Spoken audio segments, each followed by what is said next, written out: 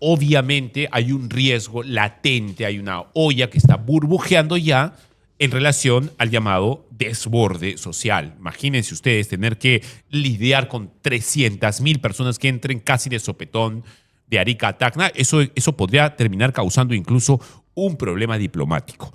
El Perú ha decretado un estado de emergencia, ha cerrado la frontera para que baje este flujo de migrantes. Entre tanto, se crea una especie de limbo porque hay un montón de gente que va a estar sentada ahí sin saber a dónde va. Porque no puede ir para Chile, no va a poder ir para Perú, tampoco va a poder subir para Bolivia, que le queda el mar, ponerse a nadar. ¿Qué cosa es lo que va a pasar? Hemos invitado a un conocido abogado constitucionalista y además analista político, Reinaldo López, está con nosotros. Doctor, buen día. Buen día, Fabricio. ¿Qué tal? Primero, saludarte. Iba usted a postular, Claro, entiendo. sí. Ajá. Y no. Bueno, se cometieron una serie de irregularidades a nivel del Tribunal Nacional Electoral del Partido Perú Moderno que conllevó a que me saquen de carrera abruptamente. Lo he declarado, lo he denunciado en diversos medios de comunicación, ¿no? Mi lista iba con la lista de otra persona que ahora es el candidato único. El señor Carlos Jaico. Carlos Jaico. Que fue asesor de Castillo en su momento. Secretario de Palacio de Castillo. Perdón, secretario. Sí. Y recordado por esa reunión con Repsol a puertas Sí, en algún momento cerradas, estuvo ¿no? muy conocido su nombre. Exacto.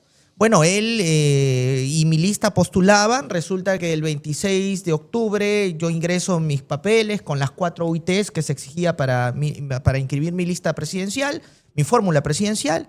El 29 se publica en la página web del partido, todo ok, y el 31 de octubre, entre gallos y medias noches, me saca una resolución al Tribunal Electoral. O sea, no va a postular a nada. Claro. Al Senado, nada. No puedo. Es más, yo ya renuncié a Perú Moderno por esta arbitrariedad. De hecho, las medidas legales que yo he interpuesto contra el Tribunal Nacional Electoral siguen en pie, a nivel de la OMPE, a nivel del jurado, porque voy a tachar, o yo, cualquier persona está apta para tachar la fórmula presidencial del señor Jaico por las arbitrariedades cometidas, y además hay una denuncia penal contra los miembros del Tribunal Nacional Electoral que, dicho sea de paso, usurparon funciones, porque ellos no son los... O sea, la resolución que me retira de la candidatura abruptamente, quienes la firman son personas que no eran integrantes del Tribunal Nacional Electoral inscritos en el Jurado Nacional al momento de hacerlo. Doctor, Increíble. pregunto.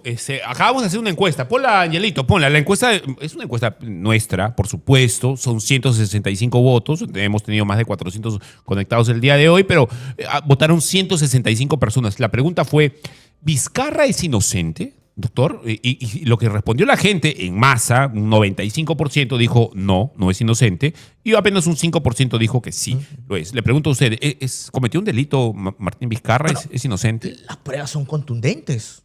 Las pruebas son contundentes en el caso de Martín Vizcarra. Pero otro abogado constitucionalista, el doctor Alejandro Salas, que acaba de dejarnos, bueno, dice que no. Bueno, es una Usted también es un abogado constitucionalista. Claro. Yo lo veo desde el punto de vista del jurídico, del ámbito del derecho. Yo no soy penalista, pero creo que las pruebas han sido irrefutables. Lo que sí puede causar curiosidad es el hecho de que en este momento donde están las candidaturas, todo eso, ¡pum!, saquen la sentencia, ¿no?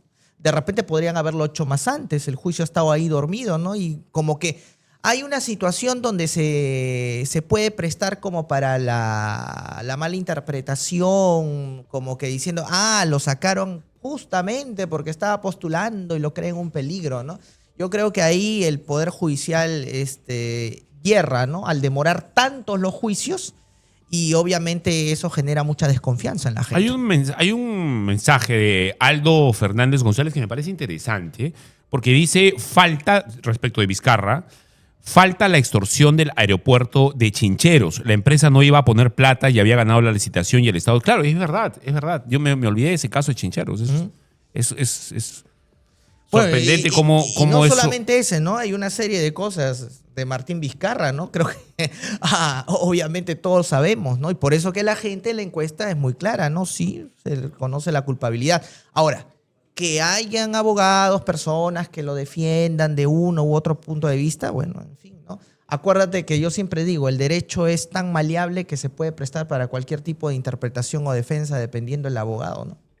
A ver, doctor, pregunta. Entremos al tema de fondo porque me interesa. Así es. Me interesa ver cómo se puede resolver este asunto de la frontera.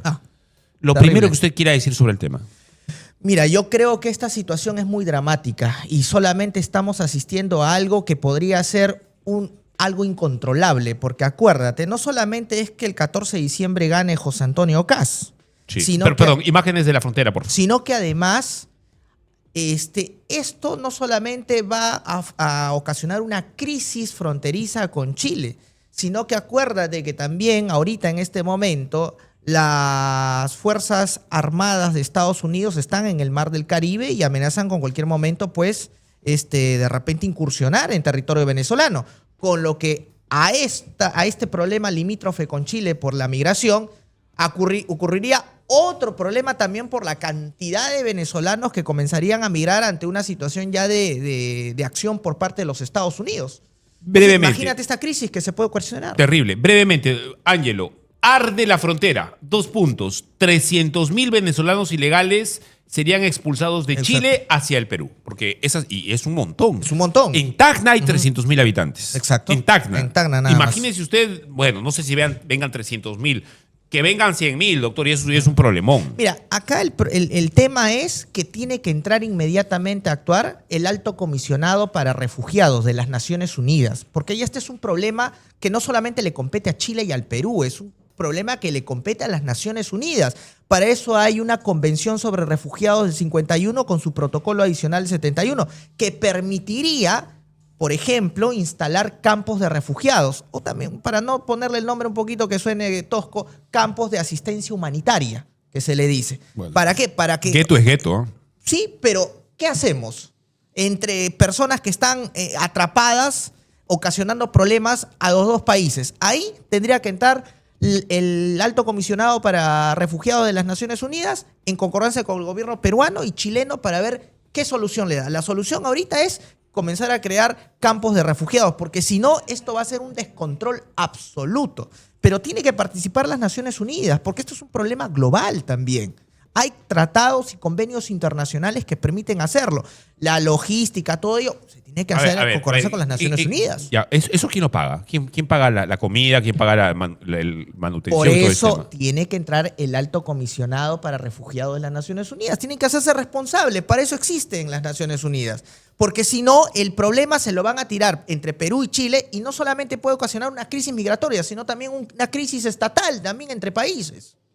Porque entre que yo no quiero recibir y el otro que los quiere enviar, entonces imagínate la situación allí. Y estamos hablando no de 100, 200, 300 personas, estamos hablando de que aproximadamente 300.000 personas van a salir del territorio chileno inmediatamente a la hora que Ahora, tome José de Antonio esas Kast. 300.000 personas, la gran mayoría son venezolanos. Sé que habría algunos Por supuesto. haitianos y algunos colombianos de Chile, pero creo que el 90% son venezolanos. Cambiamos migrantes por venezolanos, Mira, Ángelo. acuérdate que según las últimas cifras o datos en Chile, hay más de 500.000 de venezolanos indocumentados en Chile.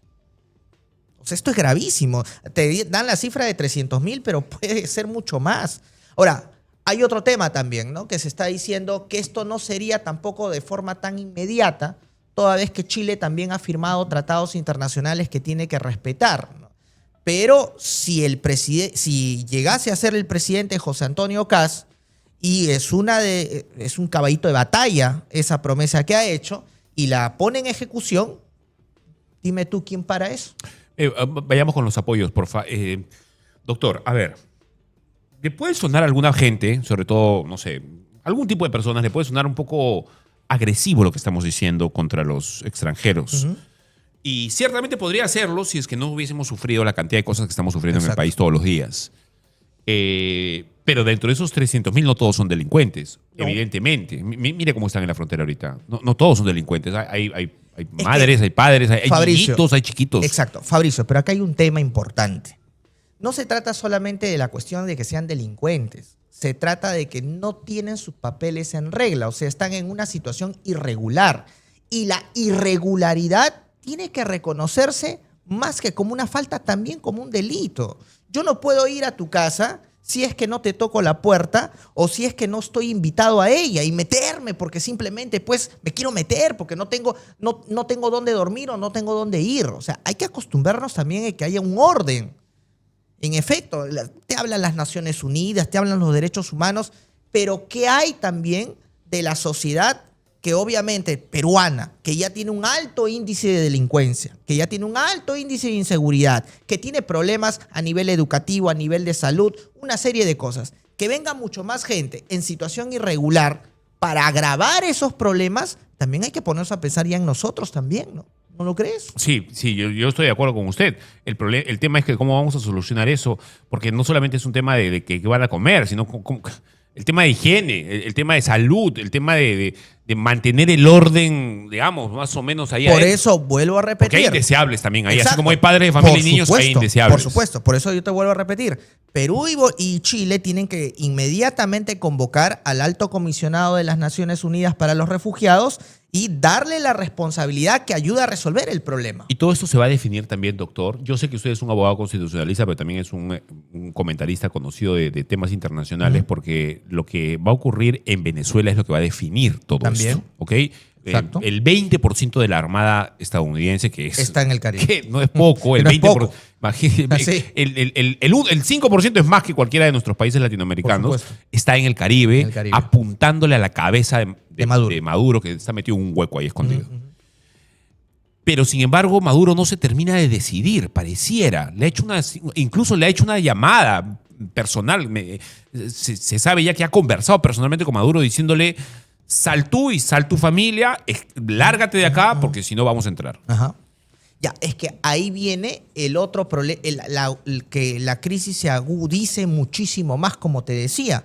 ¿Qué pasa si Maduro no quiere salir? Estados Unidos va a entrar. Y entonces al momento de entrar, desde el momento que amenace con entrar, ya está amenazando, pero que la situación se torne un poco más fuerte, cantidad de venezolanos van a migrar y va a haber todo otro problema dramático en la frontera norte, con Colombia, con Ecuador y por supuesto con nosotros. Entonces tenemos el problema con Chile. Se nos puede venir a muy corto plazo el problema en la frontera norte también por la crisis migratoria que podría sufrir Venezuela. Entonces, ¿cómo solucionamos? Tenemos que actuar rápido, rápido. Por eso yo digo, hay que sentarse rápidamente con los chilenos a convocar al Alto Comisionado de Naciones Unidas para que se haga responsable y ayude a solucionar la problemática de estos migrantes que van a salir de Chile. Antes que sigamos en este problema que yo no sé cómo hago, cómo soluciono y se venga el problema por el norte. Y ahí sí la situación va a ser más crítica. A ver, doctor, todo esto en medio de una situación que parece que está cambiando en Sudamérica, o por lo menos en Latinoamérica. El péndulo está tirando a la derecha ahora. Han sido como 25 o 30 años de más o menos gobiernos de izquierda. Sí, sí. Y ahora la cosa parece que está virando al otro lado. En Chile va a ganar, todo indica, va a ganar Kast, a no ser que ocurra una cosa extrañísima. Ganaría Jara, que es comunista, pero creo que va a ganar Kast. En Bolivia ha ganado la derecha. Ahorita van a haber elecciones en Colombia y lo más probable es que cualquier cosa que se parezca a Petro va a salir por la ventana. Sí. No lo quieren a Petro para nada ahí. Ajá. En el Perú todo indica que podría ocurrir lo mismo, a no ser que haya también una debacle, una catástrofe en el Perú, etc. Todo esto aupado con la influencia de un gobierno ciertamente de derecha como es el de Donald Trump en Estados Unidos. En el mundo están ocurriendo cosas parecidas también, los casos de Italia, etc. ¿Qué le viene al hemisferio para el futuro? Yo creo que, como tú dices, el péndulo está cambiando, pero yo me atrevería a decir que no solamente hacia la derecha. A nivel mundial, y yo siempre lo vengo sosteniendo en muchas entrevistas, en muchos diálogos, ya no solamente se trata de derecha-izquierda. Hay un debate que se ha sobrepuesto a que es el debate de los globalistas, que pueden ser de izquierda o de derecha, y los patriotas, que también pueden ser de izquierda o de derecha. Esa tesis es del doctor César Vidal, que lo dijo hace varios Exacto. Sí, y es correcta, creo. El patriotismo ahorita, sea cual sea el color, es el que está ganando, no solamente en Sudamérica, sino que está apostando y está ganando terreno a nivel mundial. Entonces, eso es un fenómeno interesante. Yo creo que aquí la corriente patriótica ha comenzado a surgir en los países de América Latina, viendo cómo se está dando la crisis en Europa, por ejemplo, que producto de los gobiernos globalistas que ha tenido Europa pues está sufriendo ahorita una crisis migratoria, una crisis social tremendamente aguda y terrible. Incluso, por ejemplo, en Francia. Tú ves que Francia, cada vez que hay un desorden, todo el mundo se asusta porque va a haber una guerra civil entre musulmanes y franceses católicos.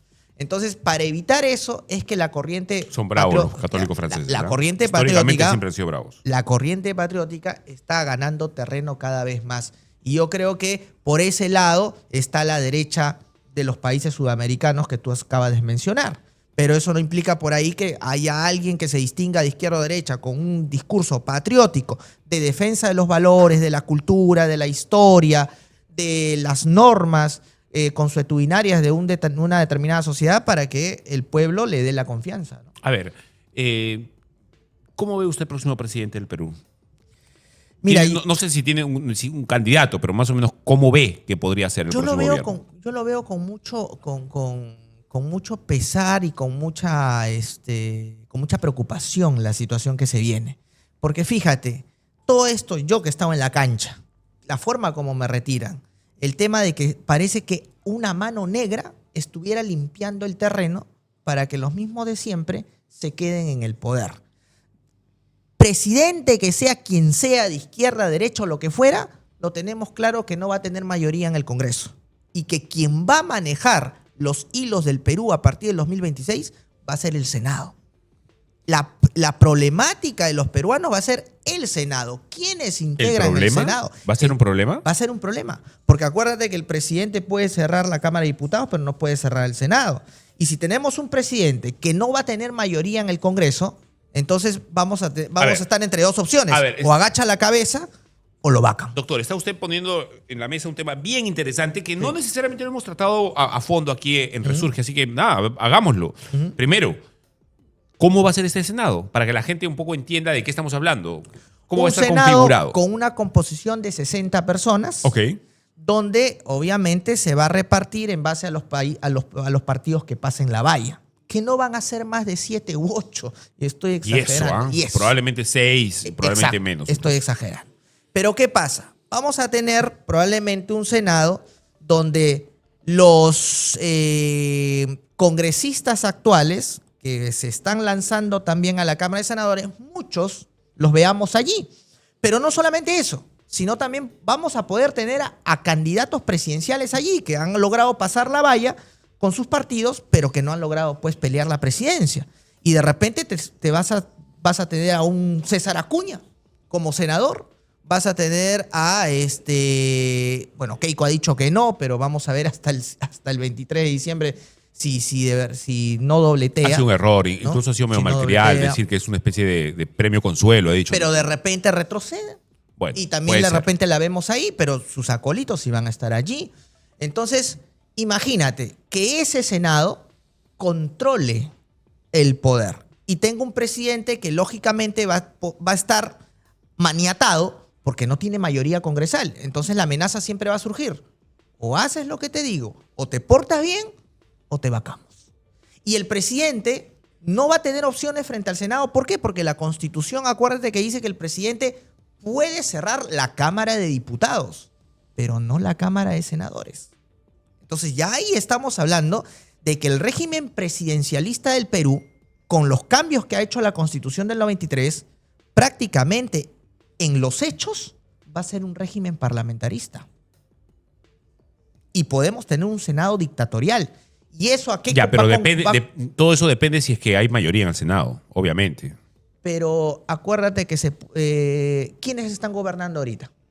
Claro, nos hemos convertido en una especie de Estado parlamentarista, ¿verdad? Parece hay un pacto. Parece que el Congreso al final es el que termina mandando. Que este pacto, que los partidos que gobiernan el Congreso se traslade al Senado. Eso es lo que se está buscando. Entonces lo que usted me está diciendo es que no necesariamente si hay una mayoría absoluta en el Senado, sino que simplemente si hay unas mayorías, un par o tres, que llegan a ciertos acuerdos. Exacto.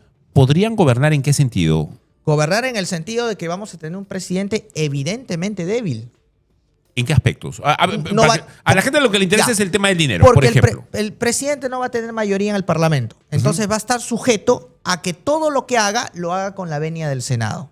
Si no, si se le enfrenta, lo vacan. Esto va a generar de que de repente se quieran hacer medidas drásticas. Un presidente puede decir, oye, yo voy a luchar contra la delincuencia y voy a poner esto y aquí y pido el permiso para que mediante decretos legislativos pueda legislar, por ejemplo, en materia de inseguridad ciudadana. Ya. ¿Y qué pasa si el Congreso dice, no puedes? no te doy el paquete legislativo. ¿Qué hace el presidente? Se somete, porque si va al choque, lo vacuo. Ese no fue se parece a lo... ¿Está usted pintando un posible congreso parecido al de Fujimori antes de cerrar el congreso? Es que... Se le oponía mira, a todo, pues. Ya, es que... Y por eso Fujimori lo cerró. Ya, por eso. Ahí vamos a lo que yo siempre también repito. La historia a veces es cíclica. Y la gente no aprende, la gente de las sociedades a veces no aprendemos. Hemos llegado a un punto en donde nuestra clase política nos está llevando a un escenario muy parecido al de los 90. Lo que pasa es que yo no sé si en la próxima elección del 2026 tengamos otro Fujimori. Puede ser que sí, puede ser que no. Y si no es otro Fujimori, los índices delincuenciales van a crecer, van a seguir creciendo. La corrupción se va a seguir disparando. No va a haber buena educación, no va a haber buena salud. Todo va a ser igual o peor. Entonces, ¿qué va a pasar? La indignación social se va a dar cuando a la gente le choque el bolsillo todo eso. Uh-huh. Y una vez que le choque el bolsillo, se va a incendiar la pradera. Y podríamos estar a portas de una convulsión social. Mira lo que ha pasado hace poco en algunos países que incendiaron el Congreso. En Indonesia, en Nepal.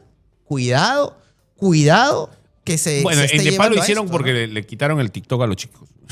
Bueno, Pasaron un montón de corruptelas, todas, no pasó nada, pero cuando le quitaron las redes sociales a la juventud... aquí, ahí ¿sabes sí cuándo va a saltaron. pasar? ¿Sabes cuándo podría pasar eso? Cuando los índices de corrupción y de inseguridad sean tales que le choque el bolsillo a la gente. Sí, ¡Ay! sí, cuando la gente ¡Ay! realmente diga, ya sabes que esto ya me llegó a mí, ya me Ya me cansó. llegó porque todo ha subido y la economía está muy... Ahorita nuestro crecimiento económico es fuerte, tenemos una moneda estable, por eso que la gente, por más sicariato, extorsión y todo lo demás, se logra mantener. Pero esto no es para siempre. Oye, hace una semana me reuní con un gremio de transportistas y ¿sabes qué me dijeron? Que ahora los delincuentes están cobrando aguinaldo. Los extorsionadores están pidiendo aguinaldo por Navidad. Le han dicho, ¿no? Estás pagando un cupo ya, pero para diciembre te vamos a cobrar un poquito más porque es Navidad. O sea, fíjate los niveles de delincuencia pidiendo aguinaldo. El próximo año, ¿qué van a pedir? 28. O gastos escolar. Y lo dicen Son abiertamente. sicarios patriotas, van a pedir 28 de julio. Exacto. Entonces, ¿tú crees que si se sigue manteniendo esto, crisis migratoria, con un montón de gente, yo no digo que todos sean delincuentes, pero van a haber muchos, ¿a dónde vamos a ir? En algún momento va a chocar el bolsillo de la gente y eso va a provocar una indignación. Y si tenemos un Congreso como el actual, que todo lo va a paralizar, que todo va a jugar a sus propios intereses, con gente de partidos políticos que no quieren, la gente no quiere, ya está harta de ellos, todo se presenta para que haya una convulsión social de consecuencias Y inimaginables. lamentablemente, doctor, una convulsión social va a tener que ser acallada por un dictador. O por algo que parezca un dictador, un sujeto que aparezca por ahí y diga, ¿sabes qué? Se acabó este asunto. Se acabó. Sí. Ahora sí se ponen en vereda y todo lo demás. Y el problema es que ni un dictador de derechas ni un dictador de izquierda es una cosa que necesitamos, que queremos. No, pero nuestra clase política nos está llevando a un callejón sin salida. Eso es lo preocupante. Y como sus ansias de poder son tales que quieren seguirse manteniendo, no les importa nada. Es más, como te digo, yo he sido víctima de eso. A mí me han sacado porque de repente soy alguien incómodo. Hagamos un ejercicio, doctor. Para el sistema. Tenemos 340 conectados. Pregunto. Yo estoy en desacuerdo, ¿ok? Pero quiero saber qué piensan ustedes. Claro que sí. ¿Están a favor de un dictador en el Perú? Pregunto. Quiero preguntar eso. Hagamos una pequeña encuesta. ¿Estás a favor de que haya... de que se le... Hagámoslo literalmente así la pregunta, Ángelo. ¿Está usted a favor que se levante un dictador en el Perú en medio de toda esta situación de inseguridad? Es una pregunta. La verdad, doctor, yo me quedo sorprendido cada vez que tomo un taxi o que converso con la persona en la calle. Igual yo. Porque la gente Dice que sí. dice que sí. Sí, lo dice. Ojo, ¿ah? Es más, y En dicen Lima, que sí a un dictador muy parecido. Dicen que vuelva alguien como el chino, dicen. Exacto. Mira, es en Lima. Vete a provincia y eso suena con más fuerza todavía. Hablemos, por ejemplo, del sur. ¿No quieren un dictador? Dicen esto ya no da para más. En Tacna, Moquegua, Arequipa, Cusco, Puno, Madre de Dios, Apurímac, Ayacucho. Por eso que la situación es bastante grave. Yo no es que sea pesimista, no necesito tampoco ser visionario para hacer un análisis de las circunstancias y ver que la clase política actual nos está llevando a una situación así Imágenes del dramática. golpe de Estado del 92, Ángelo, porfa, del golpe de Estado de Alberto Fujimori. A ver, ¿cuáles serían los problemas de un dictador? Ahorita, Voy a preguntar por las dos Sí. cosas. Le voy a preguntar por los problemas y le voy a preguntar por las soluciones que traería una cosa así. No sé qué soluciones traería, pero se lo voy a preguntar. Usted es un experto. Primero, ¿qué problemas nos traería tener un dictador sentado en palacio? bueno, que la comunidad Un Fujimori internacional, 2. que la comunidad internacional nos relegue. Pero ahorita también, como está la situación geopolítica internacional, yo creo que tanto Estados Unidos como China están metidos en 50.000 problemas y en sus disputas por quién va a ser el país hegemónico, que el Perú es algo pues anecdótico para ellos, ¿no? Algo curioso que quedaría ahí, en el limbo. Dos, el tema de un dictador es que tendría que ordenar y pacificar al país de forma inmediata, con todas las medidas drásticas que eso conllevaría. Anda poniendo los comentarios de la gente, Ángelo, porque están interesantes. Y tres, tendría que tener un compromiso con la historia. El problema de las dictaduras es que muchas veces la dictadura es la concentración absoluta del poder y no hay droga más fuerte en el mundo que sea el poder político. Y entonces los dictadores se llenan de ese poder y llega un momento en que ya pierden la brújula y pues hacen destrozo y medio, ¿no? ¿Y tendría algún punto a favor el tener a un El punto a favor dictador? es que en un callejón sin salida como el que estamos, si alguien se levanta y patea el tablero, pero ojo, que sea verdaderamente patriota, que tenga una visión, una misión, hace bien las cosas, refunda el país y reacomoda Hay eso. una cosa, doctor, que a mí sí, no es muy políticamente correcto lo que voy a opinar, pero ni siquiera es una opinión, es una pregunta la que me Sí, hago. sí, claro. ¿Funciona esta democracia, de verdad? No. O sea, a ver, estamos entrando, nuestra civilización está entrando después de más o menos, ¿cuánto tiempo tenemos más o menos como democracia? Unos 150 años de costumbres democráticas, sí. digamos. Podrá ser, usted es un Sí. experto, corríjame.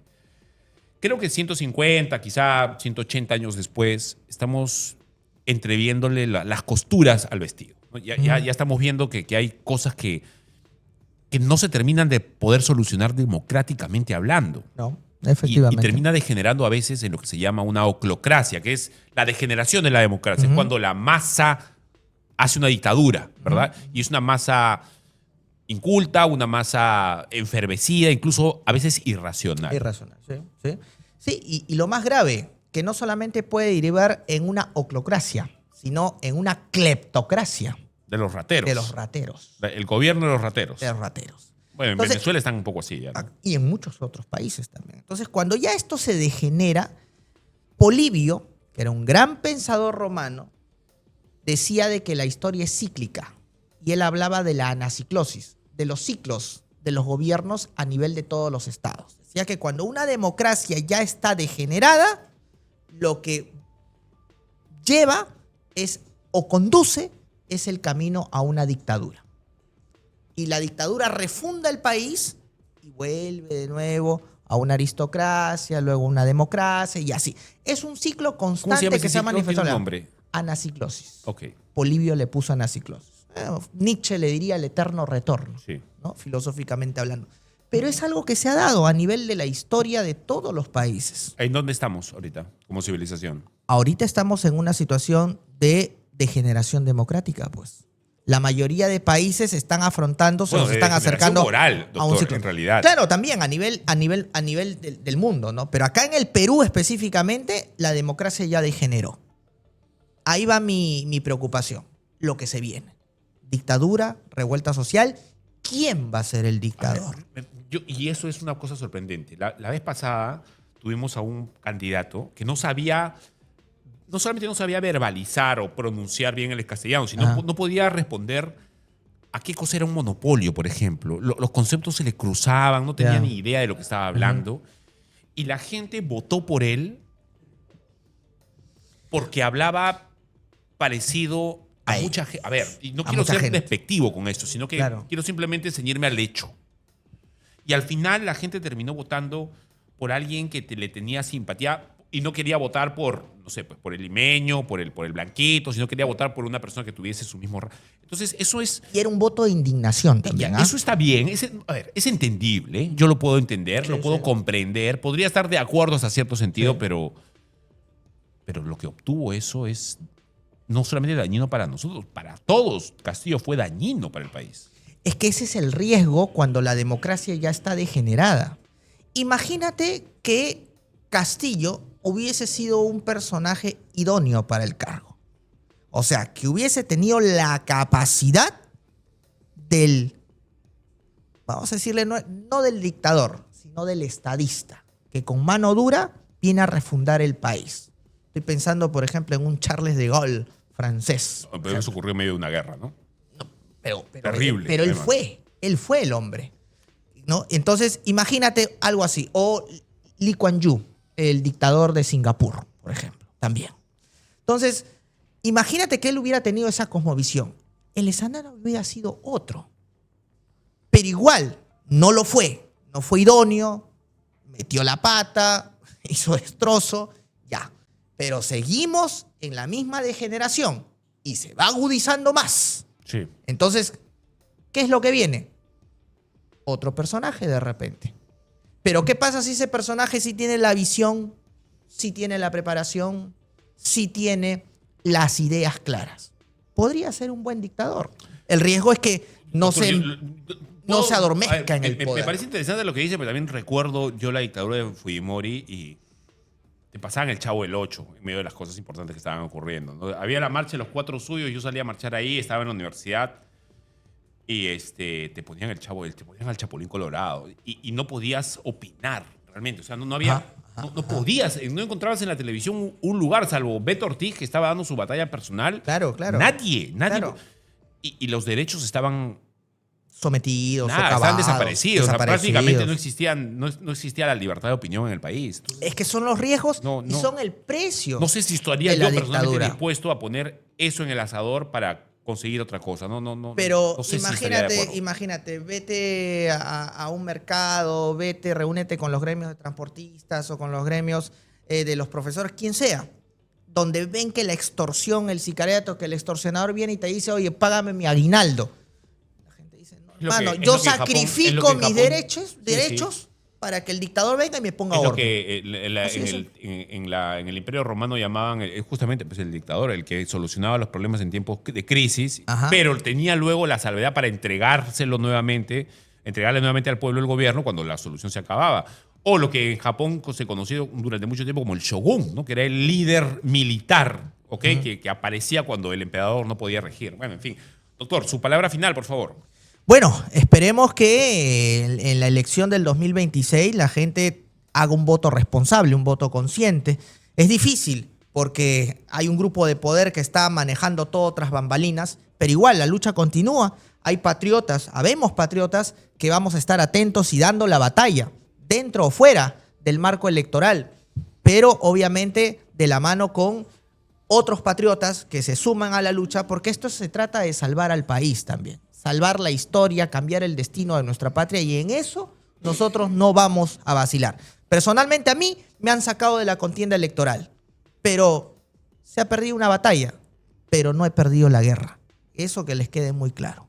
Bien, doctor, muchas gracias.